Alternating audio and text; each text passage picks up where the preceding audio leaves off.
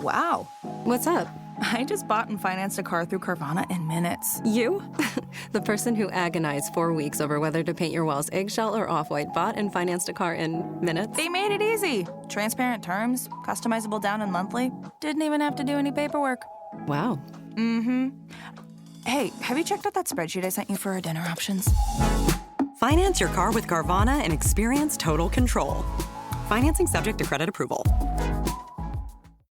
According to data by the FBI, nearly 40% of missing Black people are people of color, despite people of color only making up about 13% of the population. But the Columbia Journalism Review created a tool that calculates the number of stories your disappearance would net based on demographics and found that missing Black people only account for 13% of news stories, while missing white people were featured in 70% of news stories. So before we get into today's story, I want to share with you the case of Kayla Underwood. Kayla is 19 and from Las Vegas, Nevada. She's about 5'9", 130 pounds. She has short black hair and wears glasses. Kayla has bar ear piercings and she is supposed to wear glasses, but she does not wear them often, so she may appear to have difficulty seeing or squinting to see.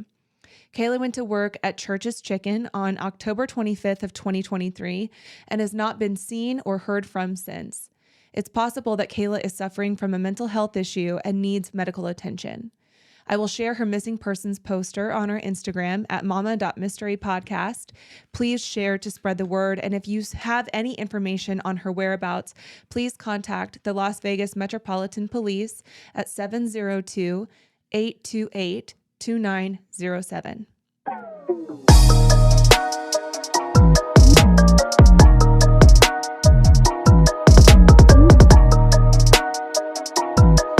Welcome back to Mama Mystery. I am your host, Kelly. And I am your co-host, Austin. All right. So before we get started, Austin just shared with me this really sad and terrible story out of Oklahoma. Oklahoma State, it just popped up on my phone like 2 seconds before we started recording. Dead Longhorn found on Oklahoma State frat lawn before Big 12 title game. They play Texas this weekend in the Big 12 championship game. Police were notified just after 6:30 a.m. today of the dead animal on the lawn of the farmhouse fraternity, according to Stillwater police. They said that Oklahoma State said that it was appalled about animal cruelty and that there was an expletive, curse language, carved into its side and the stomach was cut open. And they could be facing felony charges. So who do they think did it? The Oklahoma fraternity? Or? Yeah, the farmhouse fraternity. That is so messed up. Pretty crazy. Because I guess the reason I say that is because I'm like, why would they? I mean, I guess I can see cool. Why. No, I guess I get it. I just like obviously that's going to get you into huge trouble. Like, how do you expect to get away with that? It's a huge animal. Who was the drunk idiot that said, "You know what? We play the Longhorns this weekend. Let's go get a Longhorn, kill it on our front lawn." No, who were the drunk idiots that went and collected a cow? There's more than one. Well, sure. We're saying the same thing, babe. No, we're on the you same said team. Singular. Hey, you and I are on the same team. I don't know why you're coming at me like I killed the Longhorn. I didn't kill really anything, sad. Kelly. This is disgusting. It is. It's crazy. I don't even know why I brought it up. I don't know either, and I really wish you wouldn't have right before we start this podcast.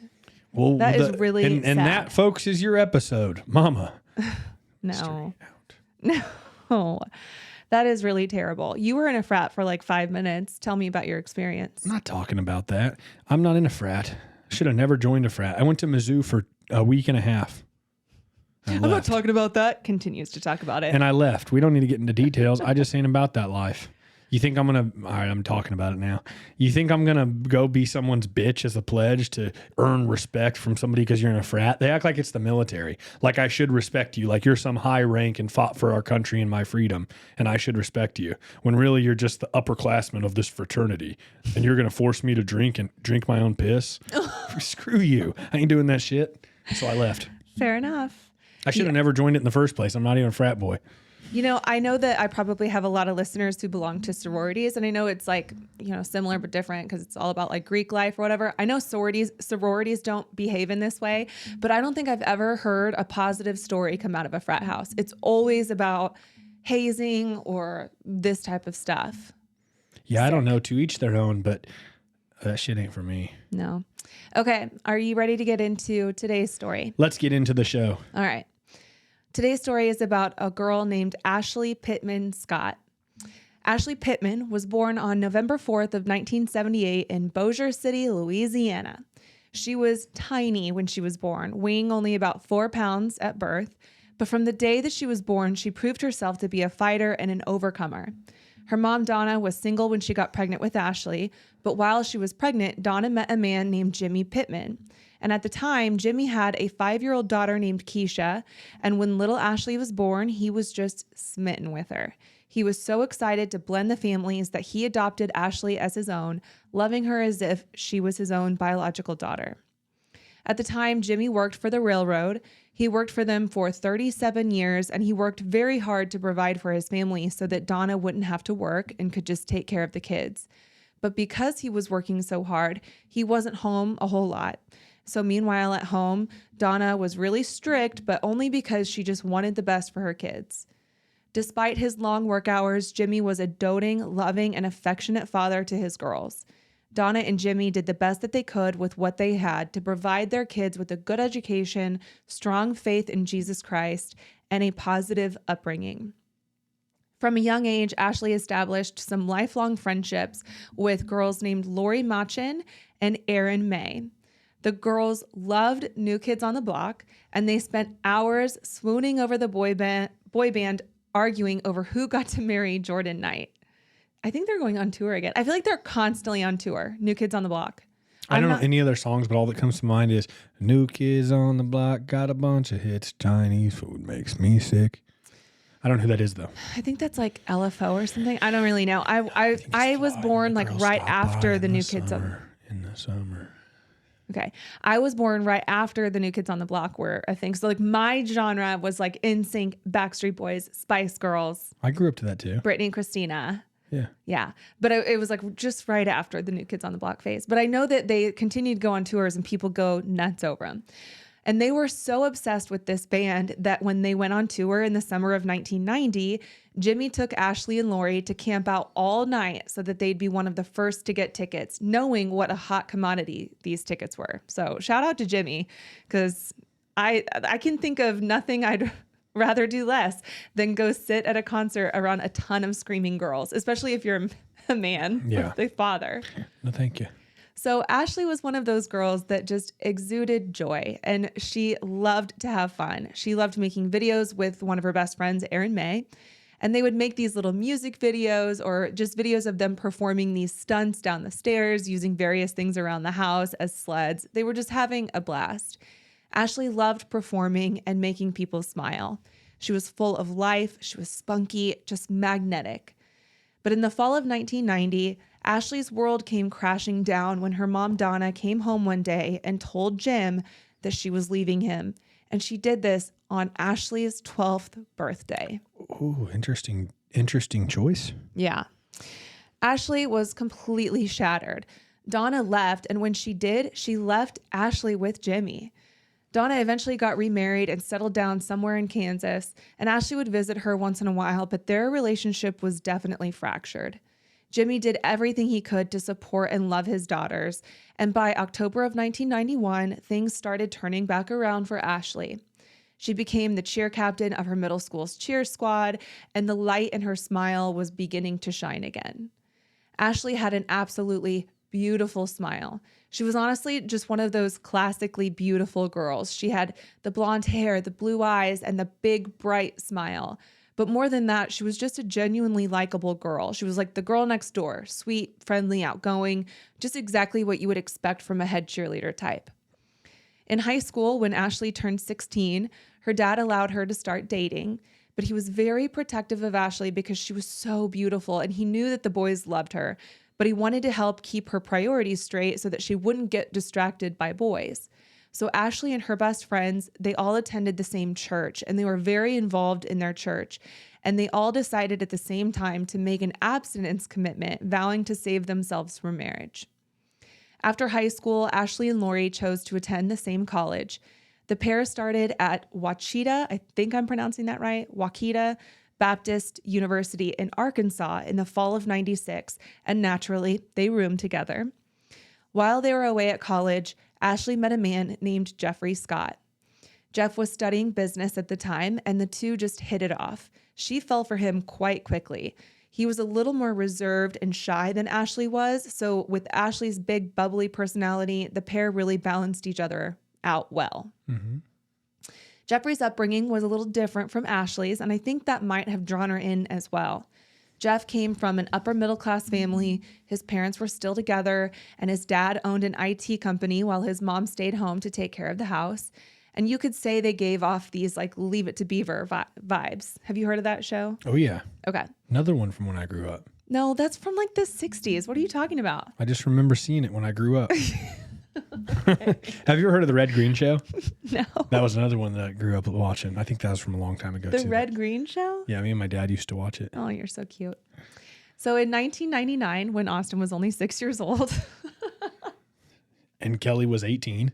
What is the point? Because you say you watched Leave It to Beaver, and I just want to make sure everyone knows that you are really young. You Well, were guys, born Kelly's in a 93. cougar, and she's much older than me. Much older. And I like it that way. Oh, my God. All right. Well, in 1999, Ashley went to Jeff's family's house to celebrate Christmas. And for the first time ever, Ashley didn't seem to make any effort to visit her own family for Christmas.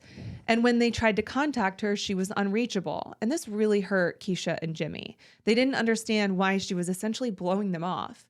And by her last semester of her senior year, Ashley was becoming more and more distant to Keisha and Jimmy.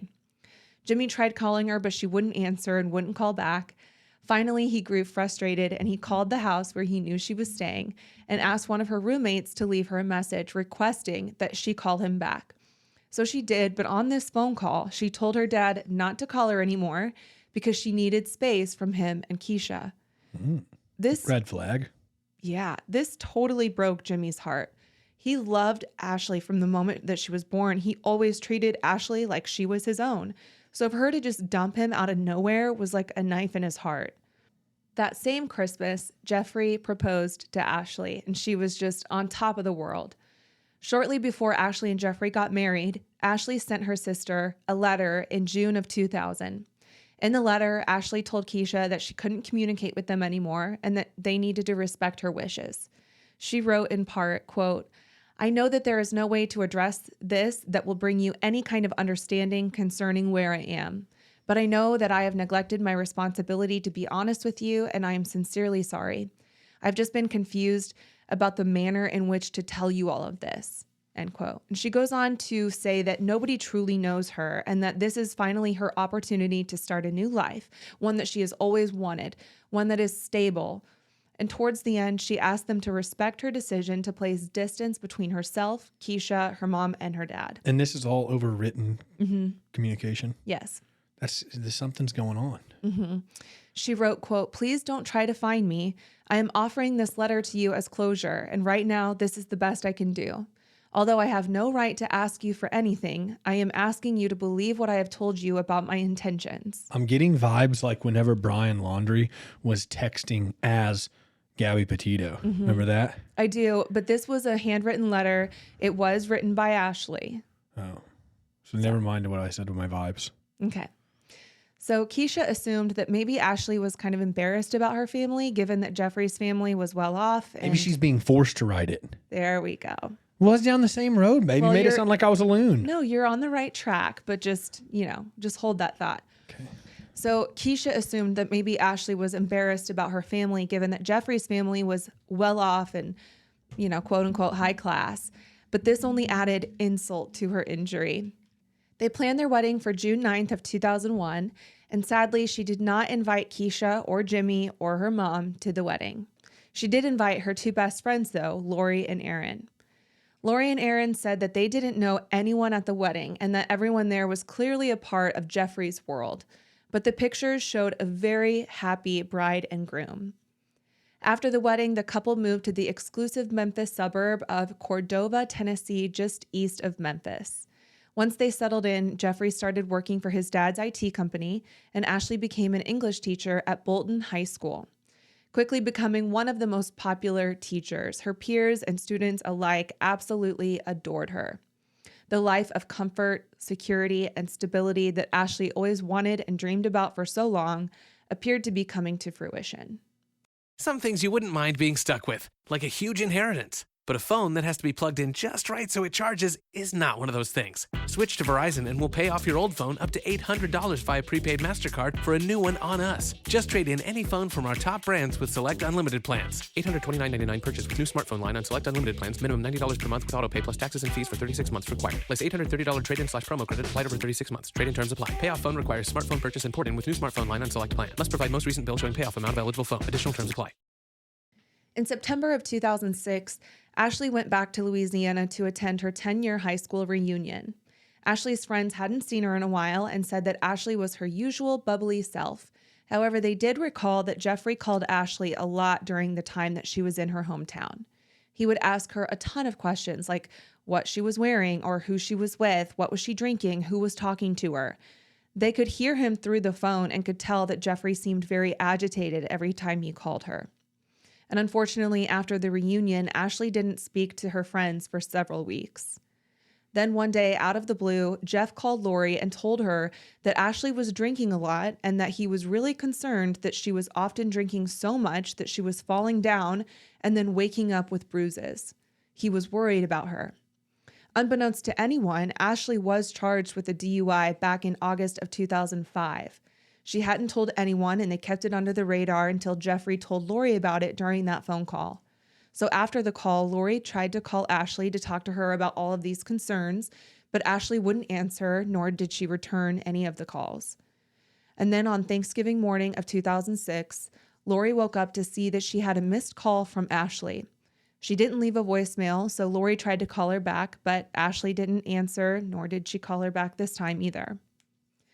Later that day, on November 24th, 2006, Jeffrey called 911 at 3:46 p.m.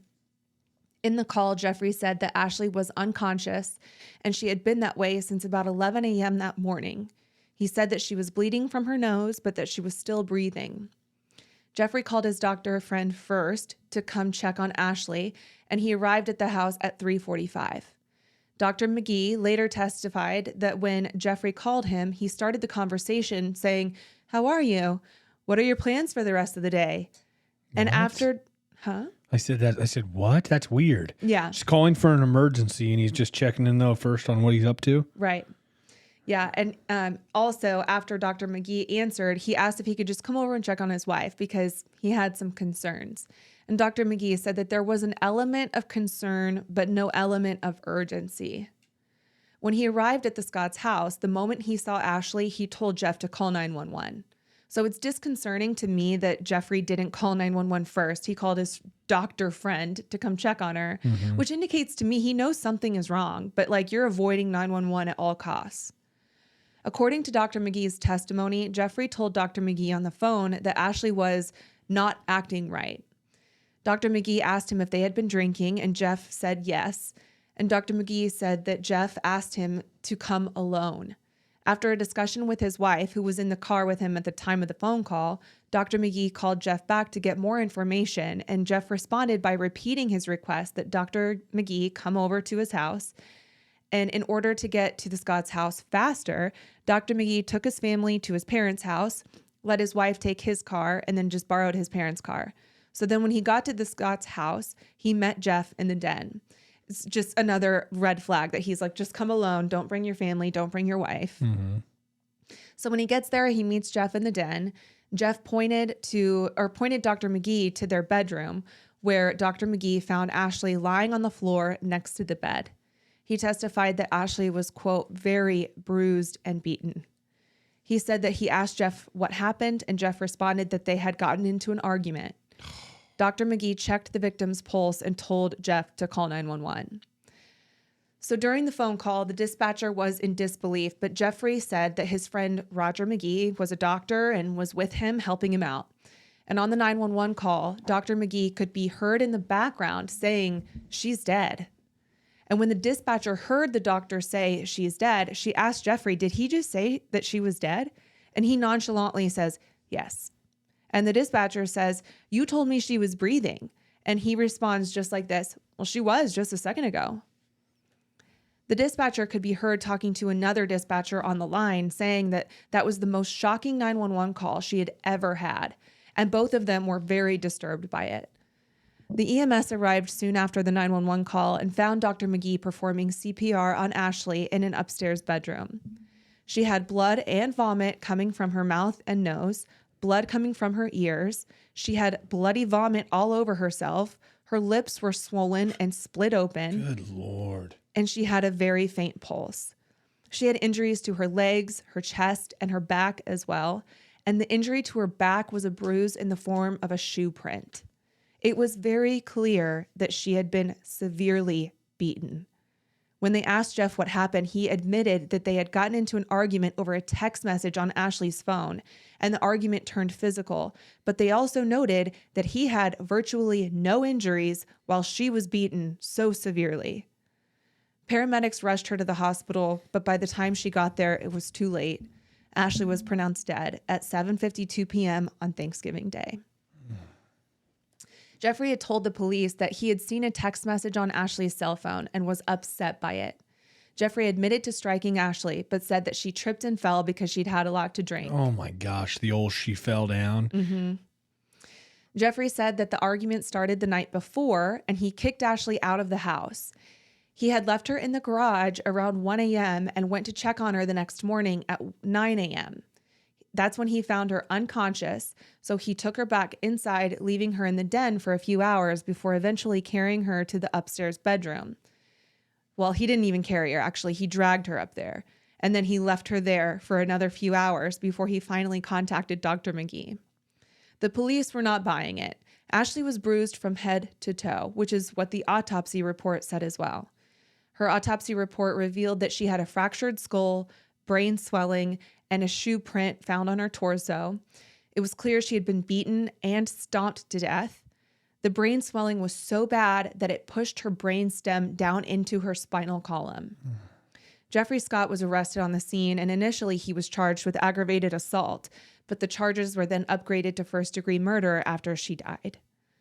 During the investigation, they learned more about the truth behind Ashley and Jeff's marriage. The police obtained Ashley's phone records and learned that Ashley had tried to contact her friend Lori a week before she died. Just a few weeks before that, Ashley had called Lori from a closet and told Lori that she and Jeffrey had gotten into an argument, and Lori said that she had no idea that Ashley and Jeffrey had this type of marriage. Investigators also contacted Elizabeth Schism, who worked with Ashley closely.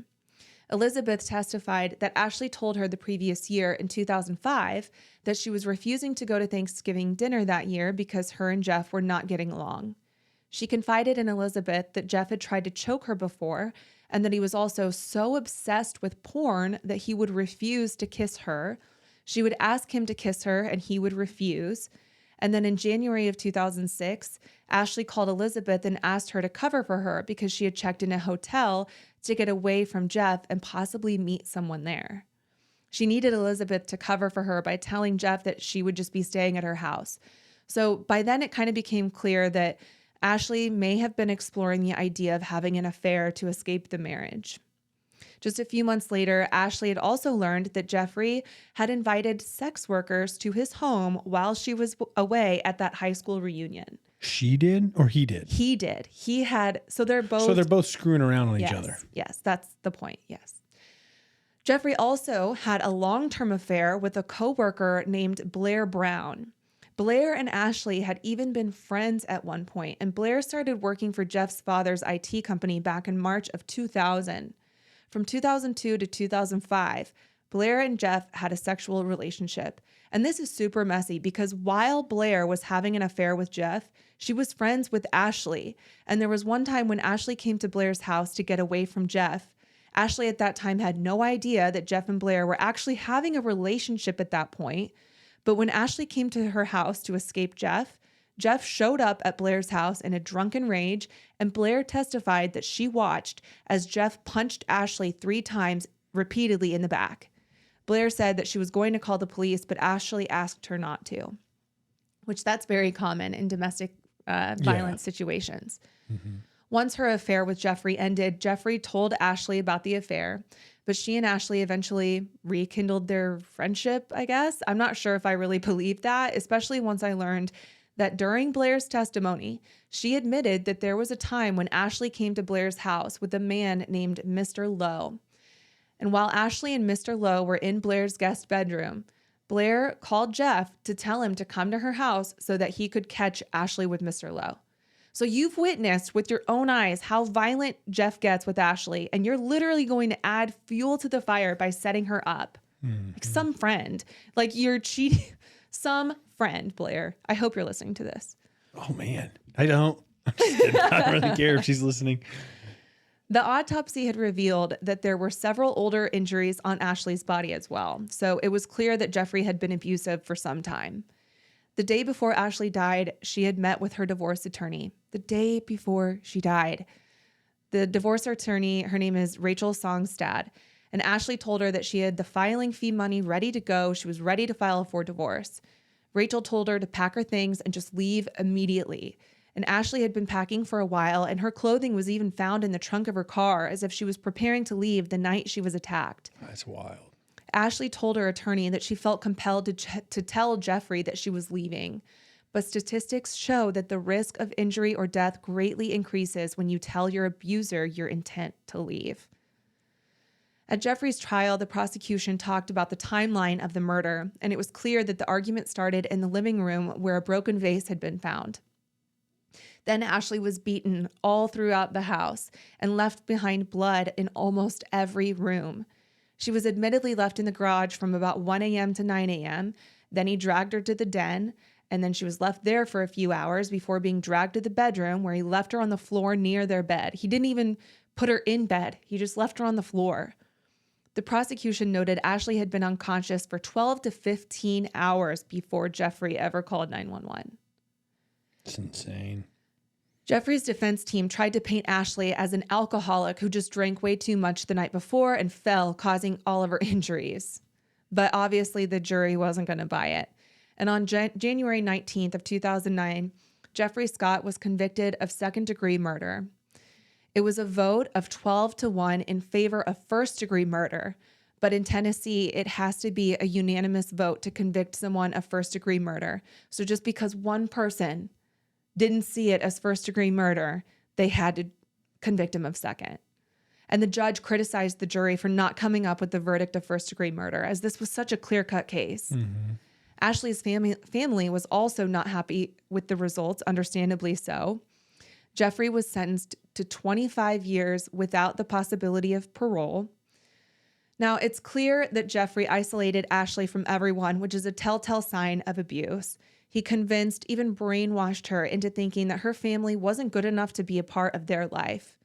And her father, Jimmy, says that he just wishes he could hear Ashley tell him that she loved him just one more time.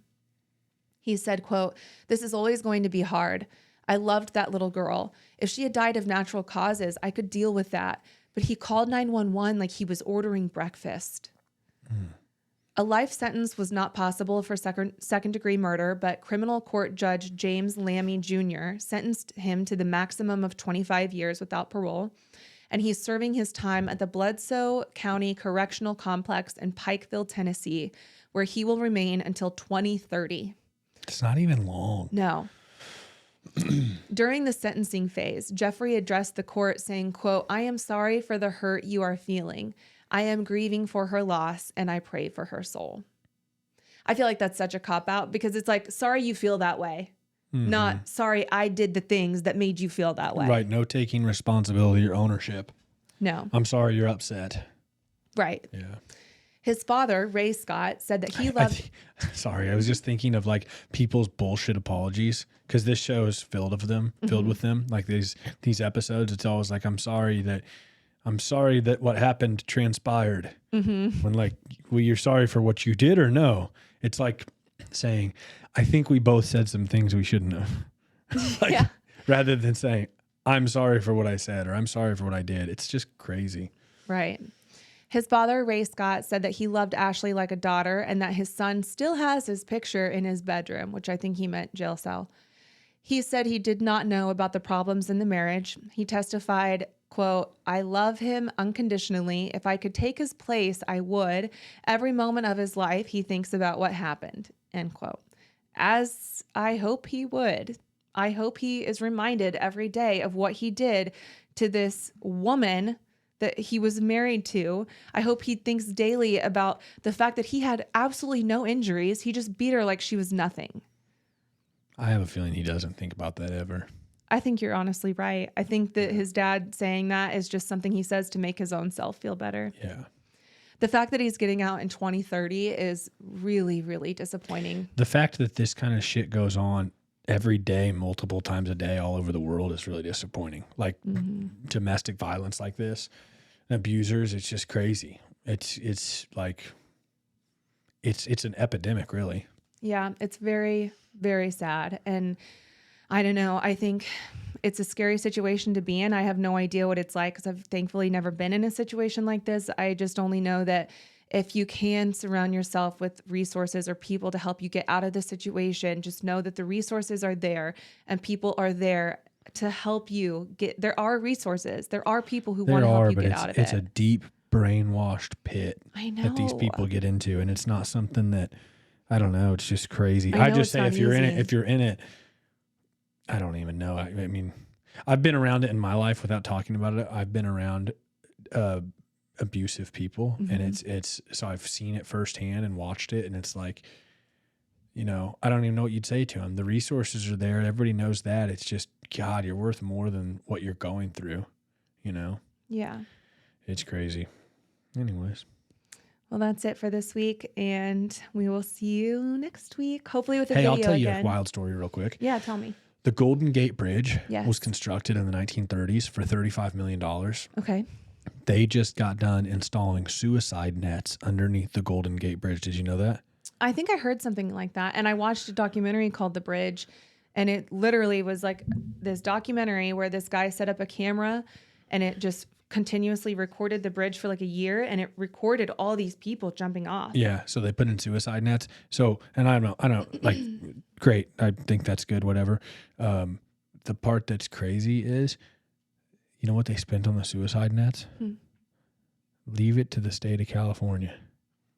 And hope I don't offend any listeners, but actually you already know. So they spent $400 million on the nets. Okay, so back in the 30s, they spent $35 million to build it. To build a bridge.